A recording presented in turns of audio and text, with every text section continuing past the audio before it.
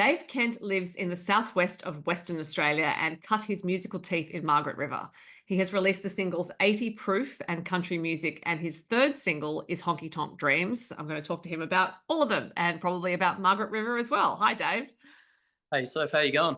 I'm very well, thank you. I've had a lovely time listening to your songs. They are musically great and also highly entertaining, which is a winning combination as far as I'm concerned.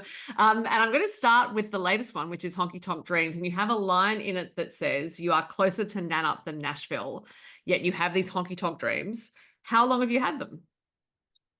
Yeah, a long time. Yeah, I guess I don't know. Doing music's kind of yeah, it's been with me like since I was a teenager, I guess, and through school, and maybe even before that. But I've kind of like wavered in and out of, really giving it a good crack or like having it on the back burner kind of thing. So yeah, I suppose that it just never goes away though. It's always there in the background, just pulling me back. So yeah. So because your first single was Country Music, then there was 80 Proof, and then we have Honky Tonk Dreams. So I guess your Country Music and Honky Tonk Dreams are kind of related, but it does make sense also that you broke them up, broke them away from each other, because 80 Proof's a bit of a love song in the middle there. But clearly you have been doing music for a while, because these songs do not sound like the work of a beginner. So given that you said you've been involved in music since you're a teenager and possibly from before that, I'm guessing you grew up loving music and some particular musical artists. So which artists were they? Yeah, okay. Well, so the first kind of band that I ever kind of fell in love with, I guess, was Oasis, actually. um, yeah, so that was I think probably came of as a kid, like sort of like car trips, going on holidays and stuff with the family. There was always music on. And it was one of two things. It was either the Beatles or classical music. Right. Um, so yeah, I think that whole Beatles thing got me hooked in, and I was kind of started getting Beatles songs stuck in my head, and sort of starting to kind of sing them. And then yeah, when I heard Oasis, it was just like, right. And I can still like remember all of those songs off by heart. Basically, I was just like playing a bit of guitar last night, and for some reason something I was playing sounded a bit like Wonderwall, and then I got stuck into that as well. So Well, look, I was brought up on the same Beatles plus classical combo, so I yeah, completely understand. And also, the Beatles is clearly why you liked Oasis, considering Noel Gallagher has always said that there's a direct reference there. So which artist do you love now? yeah. Oh, I suppose my favorite like artist now that I'm listening to is probably Zach Top. Mhm. Out of like the new country stuff, or I suppose because it's a bit more like old country. So yeah, that's kind of my vibe now. And yeah, I don't know. I listen to a lot of Alan Jackson and stuff as well over the journey. So that's kind of like, yeah, I think what informs my sort of songwriting. So after Oasis, because clearly at some point the Honky Tonk Dream started, which meant you were getting into country music. Can you remember your gateway drug to country music? Yeah, yeah. It was John Denver. Um, That yeah, that comes up quite a bit, I've got to say, John Denver. yeah. Yeah, it's funny. Uh, yeah, and again from like the family road trips. Like actually, that was yeah, like Mum's ex was a big fan, and then yeah, um, yeah, again like the songs just got stuck in my head, um, and yeah, and now I end up still playing his songs quite a bit, and everyone just loves them. So yeah. Well, they do have some very appealing elements to them, so I understand why you love them, why other people love them. So given that you are closer to Nat up than Nashville, have you been to Nashville? No, no. Yeah, that's my next big goal, I think. Well, you're certainly going about manifesting it, I think, by writing the songs about it. Yeah, hopefully I can yeah, put that one out there, and then yeah, hopefully it can come true. Yeah. So when you first had these Honky Tonk Dreams, was it to be a songwriter primarily or to be a performer or both? Yeah, that's a good question. I don't know. Like, I think like I definitely got into singing first, just like copying what I was hearing. But then I've also like I got right into guitar as well, and like for a while there, I sort of thought of myself as more of a guitarist. But then it's been probably more the last few years, I suppose, where I've really been into the kind of songwriting journey as well. And yeah, that just kind of came about. And so yeah, kind of really the last couple of years, like thinking a lot more about songwriting and trying to tell my story through songs and engage people in that way. Yeah. Was it a case of reaching a certain level of achievement with your singing and your guitar that you thought, okay, now I think I've got these together enough that I can write songs? Um, I don't know. Like, um, I think I think like I was always kind of writing songs as well, but Mhm. like they were just like pretty awful compared to like what I wanted to listen to them. Like it was pretty obvious when I do it. I was like, well, this is cool, but I don't even want to listen to it. So um, yeah, so I think yeah, it's only been in the last couple of years where I've had a bit more confidence, I guess, in my own songwriting to actually start getting them out there. Mhm. So when did you decide to start recording and releasing music? Yeah. So I did as playing so as a sort of back as a teenager was in a pretty awful punk rock kind of band. Um, What and defines awful when it comes to punk? Not making any judgments, just asking. no, actually, I shouldn't say that. It was a lot of fun. Yeah. Like, but so yeah, we did a bit of like kind of bedroom recording sort of stuff then. So there's some recordings out there of that. Mhm. But yeah, actually kind of recording my own songs and thinking about that has only been with country music. Mhm. Was the very first one that I actually recorded and ever thought about recording. Mhm. So given the music you were interested in, punk isn't necessarily the trajectory I would have expected you to go in. So was it just that there was a band and you wanted to be in the band, it happened to be punk? I was like definitely into a lot of that kind of music, like in rockabilly as well. Like I got right into like the Living End. I think that guitar thing was like has always been a big thing. So like that got me right into that, and just the energy, I think, Mhm. as well. Yeah, and the sound, distorted guitars and drums Mhm. and yeah, yeah. And it's always good practice for performing anyway, even if the band's not exactly what you were hoping it would be or anything like that. Yeah, yeah. We had a lot of fun, and doing some shows, and just like playing to a crowd and stuff. Yeah, it was pretty epic. So from what I was reading, there was something after the punk rock band in Margaret River. There were other bands you were involved with. So were they rock or country? Yeah, I've done like a bit of all sorts, really. Yeah, kinds of country rock bands, indie rock, and even some like funk and soul kind of stuff as well.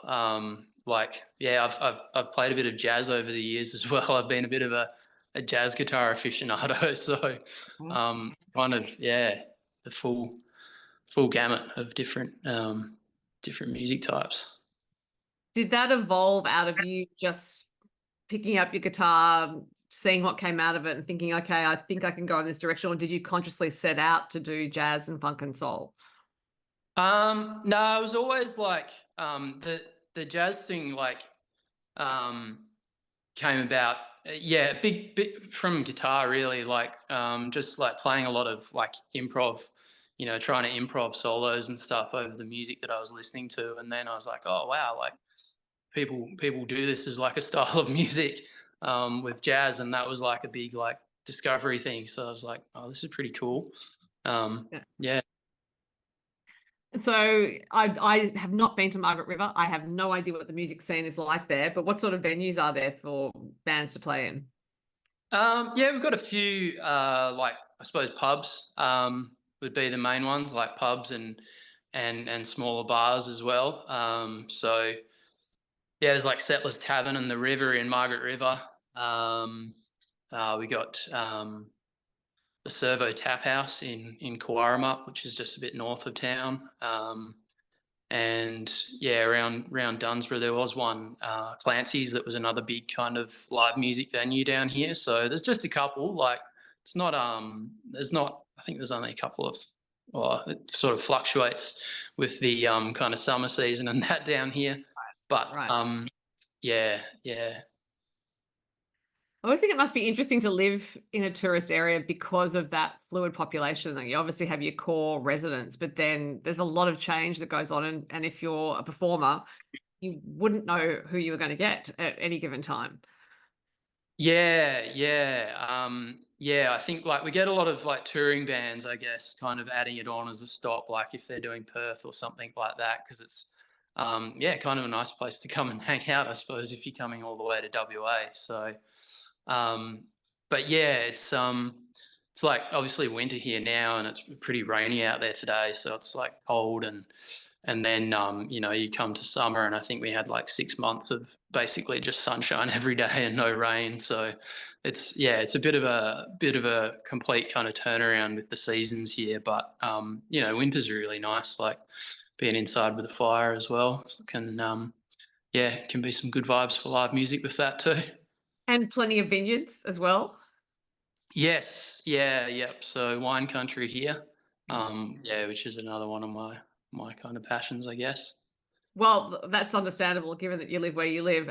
So, with all the performing you've done, obviously you love it or you wouldn't keep doing it. But when you started, did you feel like it was something you would continue or were you nerve wracked? How did you feel about it? Oh, I definitely remember like one of the first times, if not the first time, that I did a live gig in the band, and it was one of those kind of like live flashes before your eyes experiences. Like, um, we did this show, and then it was like over like that, and I was like, "Whoa, what just happened?" Like, um, yeah, it was one of the yeah, so that was kind of funny, but I actually just remembered then as well, like back at around that time, I got like a fortune cookie or something, um, and it was like you were going to find a new path in life or something this week or something like that. So um, yeah, I remember that, but hasn't quite worked out yet. Well, except it has. You've been performing for a really long time. I think to keep doing it, to keep showing up for it, because it is a significant investment of time in rehearsing for one thing, and then the energy to get on stage, and then you got to wind down. So yeah, Yeah, it's definitely a path. I think you have to commit to in order to do it well. yeah, yeah, fully. Yeah, time. Yep. Time, One of hopefully, my rehearsal time is fun. Yeah, yeah. Oh, yeah, yeah. One of my philosophical music teachers back in the day said that music's a good way of filling in time. All right. That's true. Sounds Yeah. kind of like it was being damned with faint praise at the same time. But anyway. Now on 80 Proof, which is your second single, you have some highly credentialed pals playing with you, including Michelle Rose and Gabby Louise. How did they come to play on the song? So yeah, just through mutual contacts, I guess. It was yeah, a mate, Andrew Ryan over near Brisbane, who has, and his daughter Amy have done recordings, and Michelle had recorded for them. And I was just listening to some of his stuff with him. I was like, oh, who's this steel player? Like, it's incredible. And so yeah, he suggested him, and I contacted Michelle, and yeah, his stuff just like was so good. Um, and Gabby was my producer, James Newhouse, that I've worked with for all of these songs so far in different capacities. But he, I think, had worked with her before as well. And he mentioned her, and I'd seen her playing I think with Dan Davidson at the Gympie Muster last year, if I remember right. Mhm. And was like, yeah, cool, like, because she was awesome there. So again, like, she's just like smashes it out of the park. So Yeah. yeah. And is a recent Golden Guitar winner with her band or her duo, the Wicker Suite, with Liam Kennedy Clark and Michelle.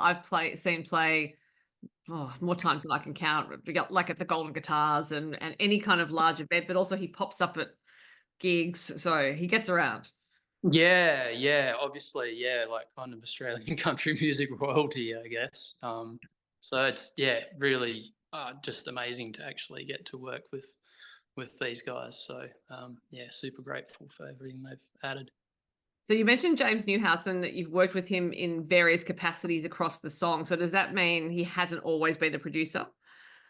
No, yeah. So James is about an hour away from me, and again, just through mutual friends, kind of knew that he was doing a lot of like the country kind of leaning stuff out of WA. And I did that first one, country music, just recorded here in Yellingup with Sean Lillico, another musician around this area, and he's got a studio, and we recorded that. And then James sort of took it on after it was tracked here. So he mixed that first one, and then these next couple he's done all of the tracking and the mixing and whatnot. And then actually I haven't been to Nashville, but my songs have. They've been going over there and getting mastered in Nashville. So yeah. Well, that seems appropriate, I have to say. Yeah, yeah. And again, like super fortunate and to get linked up yeah, with Pete Lyman at Infrasonic Sound in Nashville, who's done like Zach Bryan and Chris Stapleton and stuff. He's done all these hits with all these like mega country stars, and yeah, been loving like the sound that he gets and stuff with it. So yeah. Sound is lovely on all three songs. So clearly working with James is a good decision given his. Yeah, he's awesome. Yeah. So is he somewhat of a collaborator with you now in that you might discuss with him which songs to record next? Yeah, I definitely did. I've recorded a few in this kind of latest batch that are sort of on their way in the pipeline, and had a couple that I like knew that I did want to record, and then was like, let's do another one. Like, what do you reckon about this? What do you reckon about this kind of thing? And we sort of narrowed it down through that. Mhm. Like, yeah, like it's always good to have, like, I find like finding people that you work with that you can really trust, and yeah, just kind of feel like you're in good hands with their opinions and stuff. Mhm. So at the top, I mentioned that the songs are musically great and also highly entertaining. Do you set out to be entertaining when you're writing them, or is it something that emerges through the recording, through the collaboration with James? I don't know if I necessarily set out to be entertaining, but Maybe this is news to you that they're entertaining. I mean, no, a lot of people like, well, not a lot of people, but like some people will be like, oh, they're so catchy and they're like, these earworms and bangers and stuff, and like, I don't know, I feel like, yeah, I write these really simple melodies, and like a lot of them are just things that like I'll be lying in bed and it'll just get stuck in my head, and then I'm like, oh, that's cool, I gotta get onto that, and I'll record it on my phone. So I think, I don't know, yeah, I'm just a big sucker for those kind of like really entertaining kind of songs, like, so I think that's probably just where it comes from. Because it's also lyrically, yes, there are earwormy elements to the music, but lyrically, it's worth paying close attention because there are some really good things going on. And it reminded me, not that you have at all the same style as Becky Cole, but it did remind me of her songs and the way she can really use language in the way you're using it to draw the listener a bit closer and then do something that you're not quite expecting. Yeah, no, I love Becky Cole. I saw her and Adam Harvey at the river in Margaret River probably a couple of years ago now, and yeah, she's awesome. Like, I concur with that assessment. Now, talking about your first single, Country Music, which was released in February this year, there is a line in it, speaking of memorable lyrics, there is a line in it that says that country music is better than a wife. Please explain your reasoning, Dave. So yeah, I told you I write really simple songs, and this is me just being completely 100% literal. But yeah, I mean, a lot of my songs that I have written, I suppose, have been various different aspects of relationships, and this one was definitely like I'd kind of just moved back here from living in Melbourne for a bit, and I got stuck over in Melbourne in the COVID lockdowns. And I've been in a long-term relationship, and everything kind of like my whole world kind of fell apart at this point in time. Right. Um, and yeah, then I was like, moved back here and kind of started dabbling in internet dating, and everything was just like topsy-turvy kind of at that point in time. And so that was just me like pouring my thoughts out um, about what was going on in my life. And yeah, all I really was kind of clinging onto then was just the music thing. And I was just spending a lot of late nights listening to music and having a drink and not really achieving much. Well, look, you do make a persuasive case in the song, and people can go and listen to it if they would like to find out how you make that case. I've got to say, but it's a repeated line, and it might be neurolinguistic programming. Who knows? The people can get into it. The same song has a reference to Billy Ray Cyrus, and I think you also need to explain that one. Country music does? I thought there was. I'm sure there was. So was it? Honky Tonk Dreams. There definitely is in Honky Tonk Dreams. Oh, sorry. See, that was because I had them on repeat. So that's what happened. I was cycling through. Yeah. So so Honky Tonk Dreams was a co-write with Luke O'Shea. So I definitely owe a big thanks to Luke.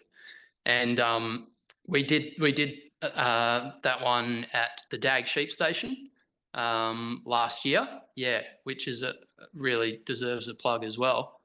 But yeah, so we were kind of just like sitting there and talking about all ideas and talking about my life and stuff. And I'm not sure exactly how we're talking about different influences and things, but so Billy Ray Cyrus and Achy Breaky Heart was one of my earliest memories, actually, of that thing, like I mentioned, of songs just getting stuck in my head. It was at my dad's work Christmas party when I was like a kid, a tiny little kid, and they had a jukebox there, and I just loved that song, and I annoyed everyone by just repeating it over and over on that jukebox that night. So that's the reference there. I didn't realize you'd been to the Dag, and I didn't realize you'd written that song with Luke O'Shea. At the time we're speaking, I actually only just saw Luke and Lynn Votel perform a couple of days ago, and I'm actually doing an interview with Luke in a few days' time, and I've interviewed him before. He does have an outrageous sense of humor, so it doesn't at all surprise me that he managed to work that reference into a song with you. Yeah, he definitely has a different sort of sense of humor. Yeah. So the Dag has been responsible for several great songs, actually, and as you said, it deserves a plug. And when you go to the Dag, you have no Wi-Fi, from what I understand, so you really cut off. Did you like that aspect of it? Yeah, I do, actually, because that's like my natural element to not communicate with people over the internet and that. It was a bit like, so you can walk to this one spot out the front, and then you can get a connection and call home. And like I was calling home because I just finding out how my dog was going and my partner and stuff, and just checking in. But yeah, it was kind of nice. Like, and actually for the whole songwriting thing, it was amazing because you could just get in this kind of this like mind frame or kind of state of mind there, where we were just like churning out these just amazing songs, and like the performances of everyone that had written these songs and stuff. Every night you'd hear like at least one other song that you're just like, wow, like just jaw-dropping cool stuff. And I mean, yeah, obviously the quality of the like the mentors there, and just the place as well. The whole thing was just magic. So you've been over to the East Coast at least twice recently, one Gympie Muster you mentioned and the Dag Sheep Station. Does that mean in the near to middle distant future you might be thinking about playing shows on the East Coast? Yeah.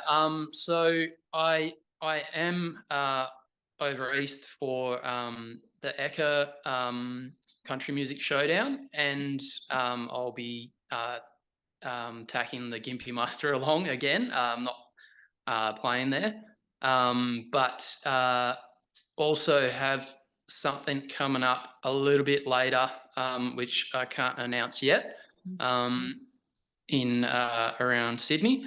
But yeah, and then I'm definitely keen to get back to Tamworth as well early next year. So yeah, super keen to try and start getting over east, which means that, yeah, my wallet's really not liking me.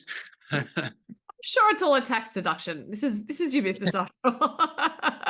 Well, if you're going to Gympie, you're probably packing a tent. So have fun there. And the Eka, for those who aren't aware, is like Sydney has the Royal Easter Show, Brisbane has the Eka. Brisbaneites get a public holiday for the Eka, which makes me very jealous. Yeah, yeah. I just saw that, which is, yeah, pretty cool. So you may well get some public holiday people coming to see you play. In the meantime, we have your songs that we can listen to. You could listen to them like I do on repeat and then get the lyrics mixed up, but they're very worth listening to on repeat. Dave, it's been really great to talk to you. Thanks for your time. Yeah, thank you, Sophie. Appreciate having me on.